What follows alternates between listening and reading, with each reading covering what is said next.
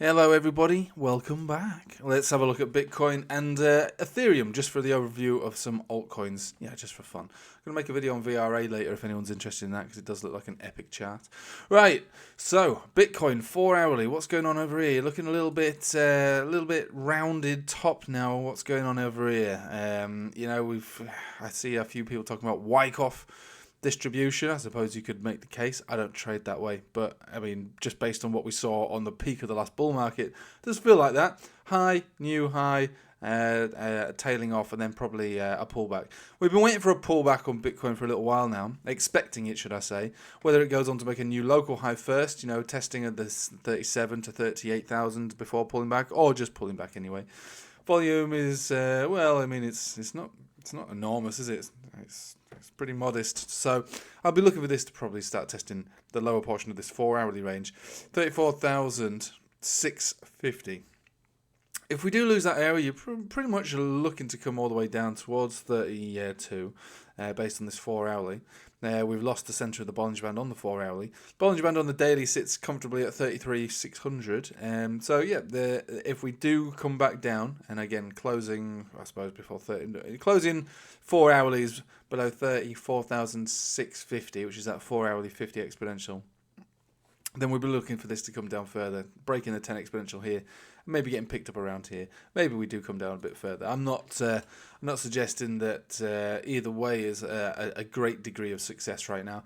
I think it's better to wait and see. I've been saying that for a few days now. There have been some trades that have materialized while we've been waiting. Some things are a little too good to pass up on, But generally, Bitcoin's going to drive the market in whichever way it goes. And if it goes down, then the market will be driven down with that. Now, Tuesday, usually, is a bit of a counter to the rest of the market. So whatever happened on Monday usually gets reversed on Tuesday, and then we'll see where we go from there. So yesterday wasn't particularly green for Bitcoin. It's basically been sideways for a little while now. But I'm mostly thinking about our mate over here, that Dixie, which I think is due for a bounce. So far, we seem to be bouncing from yesterday at the 104.8, which if we take it down to lower term timeframes, doesn't really correspond to any part of the moving averages. If we are going to get rejected, it would be rejection now, or back up here at 105.9, a death cross. So that would be pretty sweet to see a death cross retest there and continuation down. I am looking for this dollar to continue to bounce until a rejection. I'm not looking for a new local high on the dollar, to be fair. I'm looking for a downtrend to continue, but today I think we bounce as we started to bounce yesterday. So this has been my main, not fear, but this is something I've been thinking about since Friday when we saw this big drop here, that there's plenty of areas to have super bounces from, and we've not actually touched them properly yet. So we're having a bit of an anemic bounce now, possible rejection, and then further downside. Maybe a much larger bounce will take place from lower zones down here. So look, we've got 3 drives of hidden bullish divergence on this. We've got a golden cross, we've got an uptrend. If you're going to have a decent bounce, it will be from here. Maybe a V-shaped recovery, but given the fundamentals which go into the way that the dollar is moving, so central banks globally, fighting to see who can raise rates or who's even able to raise rates at this point. Now, I don't think anyone's really in a position to continue to raise rates. So we are looking for trends on charts to be the main driver of Dixie, for instance. So that's what I'm looking at. Let's have a look at Ethereum. We'll do Ethereum Bitcoin because, again, we can go back and look at this with fresh eyes now. So it looks like a bounce is taking place. I see a lot of people talking on crypto Twitter. Oh, we're going to alt season. Well, I mean, it has felt like an alt season. Alt season is a prolonged period of time where altcoins gain. What is this, 4 or 5 weeks now of that? Not particularly driven by Ethereum, obviously, but generally, most altcoins have done some decent moves. Obviously, XRP, even XRP, in many ways, leading the pack. There's plenty of room for altcoins to move. Believe me, they've not even broken out, to be honest. They've really not even broken out. Most of these altcoins haven't even broken out.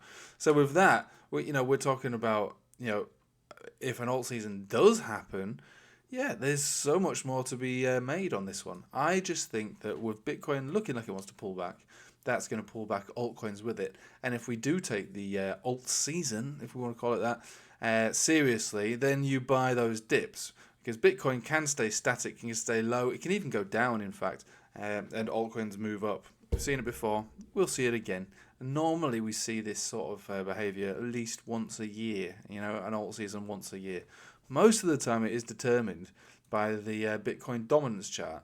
And we were talking about this potentially happening last month on the monthly 50 exponential moving average, but we broke above that, and we're still above that. In the past, we had broken above it, and we basically had one of the best, if not the best, alt season ever handed to us, outside of basically this one, which is the inception of altcoins, really. So yeah, there is a chance that we do sail a decent alt season, maybe even finding the Bitcoin dominance chart going all the way down to like 46% dominance, which is still a decent alt season. It's not enormous, but that would be pretty lucrative. We'd be looking at several 100% on some of these altcoins from where they exist on the charts right now. So that's definitely good. But is it going to happen from a new entry point on a Tuesday with the Dixie bouncing and Bitcoin looking pretty rounded? Probably not. I was trying to explain this. I always try and explain as best I can about the nature of alts, especially at this period in the market where they're generally pretty illiquid. So altcoins go up and then they come down. The reason for that is that they're being traded.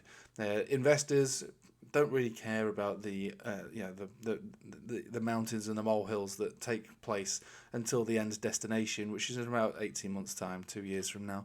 And so, yeah, they're illiquid. So they move up dramatically and they'll move back down dramatically. XRP, and to be fair, XRP is not an illiquid coin, really. It trades quite high, really. But yeah, thou giveth, thou taketh away is going to be the nature of these alt seasons. What can I show that would put this into perspective? I'll tell you what. This is always a good example of what alt seasons can do to coins, really. FET back in the olden days was one of those Binance ICOs, or whatever they want to be called. Forget about that. That was always how that's always how ICOs went. But we saw alt seasons. This is a really good one. The alt season of 2020, a massive big run. Thou giveth, thou taketh away. It was not a liquid coin, nor was the market liquid at all. We always used to think about the last bull market being much better than the one prior to that, because it was. There was way more volume in it, way more facility to trade. Binance was not around, really, in the last bull market. And so we were like, yeah, this is great. But obviously, thou giveth, thou taketh away. More or less back to where it started from. Then obviously the big bull runs kicked in and everybody was buying it. And looking at FET now, when in doubt, zoom out, is actually held up okay. Because the liquidity is much higher. This has been traded at 34 million just in the last 24 hours. That was not the case over here. It was probably not even the case over here. So let's face it, altcoins are illiquid. So whatever comes up is most likely to come down at this portion in the market where altcoins and crypto generally is still looked at by the masses as a scam. I see people on Facebook, just from a personal perspective, slagging it off. Oh, crypto, does anyone remember crypto? Oh, do you remember that? I interject, obviously, and say, of course, I remember it. It's my bread and butter. Markets are counterintuitive. Those sort of people will end up back in the market again at the peak, unfortunately, and that's just how it works. But what I'm trying to put across in right now is, yeah, we might be looking at the beginnings, or the continuation, should we say, of an alt season. And I'm absolutely okay with that, and I'm really looking forward to that. But we have to remember that Bitcoin can drive this further down. If anyone remembers, and again, there's a history lesson, I suppose, if anything. If anyone remembers this portion of the market, right, the altcoins were getting wrecked. No one wanted an altcoin. Bitcoin peaked around 40,000, 42,000. And then it actually spent, about a month consolidating, 20 days consolidating. It actually went down, lost 28% of its value between January into February, and then it went up again further, 2021. During this period, altcoins were actually going up hundreds of percent as Bitcoin was consolidating. Every time there was a move up, That was great for everybody. A pullback would pull back the entire market, and then the bounce took place on the market, and altcoins rallied super hard and super fast. The Bitcoin dominance chart back over here, this was January, and this is where the alt season really began. And you can see everyone was taking their positions in altcoins, maybe even selling Bitcoin to put into altcoins. So Bitcoin can consolidate, Bitcoin can go down, and altcoins can go up. It doesn't feel like something that's plausible at the moment because most people recently over this last year are so used to the complete opposite of that happening, sats being drained out of charts and whatnot. But it can happen. So I'm not saying that that's what's going to happen. I'm just saying if it did happen, it wouldn't be it wouldn't be something that's brand new. It would be something that's definitely happened before and actually is completely plausible, to be honest with you. And the illiquidity, if that's the right word, of altcoins can be a benefit, because if you do position yourself at the bottom or close to the bottom or ready for a bounce, green candles do emerge and they move quite fast. All I would say personally is that at this portion of the market where I really don't think we're ready to go parabolic and form something similar to this and these awesome altcoin charts that we look back on in history where they just did multiple X's. I don't think that's the period in the market right now. Just the sentiment doesn't support that. Not right now. It will later, but it just doesn't feel like it's able to do that right now. So if we do get alt seasons, if we do get alt rallies, they're more than likely going to end up something like this and back down to normal again. So whatever profit gets made, if you're able to make any profit, for me personally, I'm looking to buy and sell. Buy and sell. Captain Hindsight always kicks in and looks back at where you could have sold, because you always want to be the perfect trader, and you always say, you look at someone like that and say, well, if I'd have bought the absolute bottom and sold the absolute top, I would have been a genius. It's never the way a trade works. You buy an uptrend and you sell at resistances. No one knows where the peak's going to be, but you sell at resistances unless you've got some strong signals on Itchy Cloud or whatever, that will help you determine an exit point closer to the top.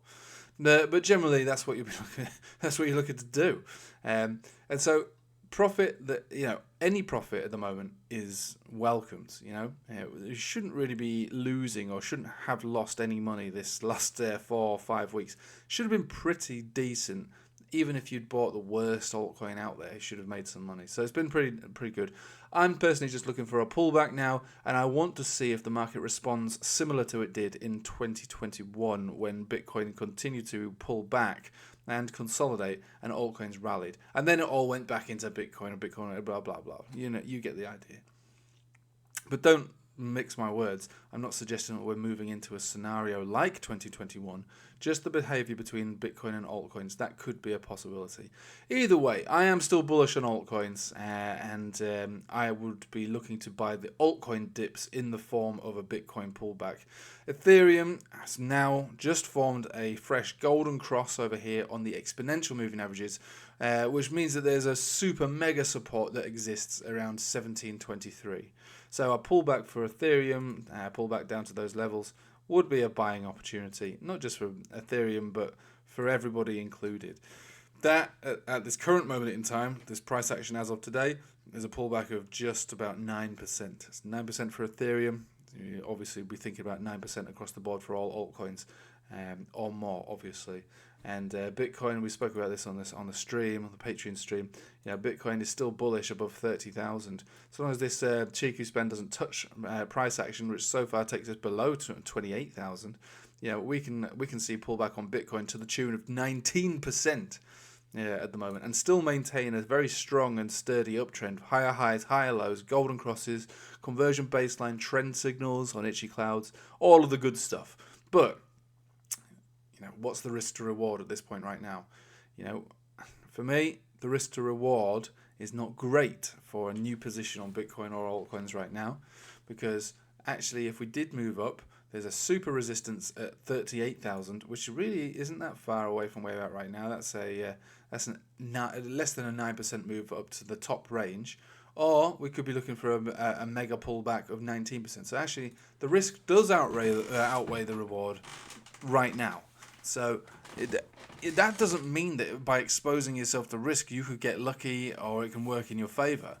But just from a statistical standpoint, from a risk to reward basis, you can see that the risk outweighs the reward, by a factor of 2. So I would rather wait and see what happens over this next week, and then reevaluate my next trading setup. Basically, I'm not looking to overtrade this area. I'm more than aware of the risks that can come with a false sense of security on crypto.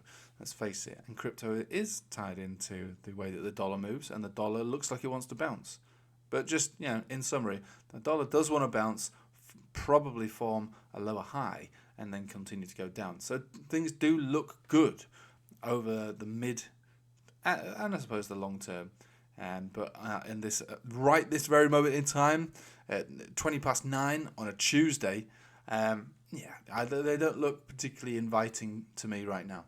Right, I'll leave it with you there. It's a long video. If you want to join the Patreon, there's links in the description below. We are doing a live stream tonight, and so maybe I'll see you there, and we can look at all the individual altcoins that you want me to look at, and work out if these are things that we should highlight on our radar. Or, maybe looking to enter into these coins on the next big dip.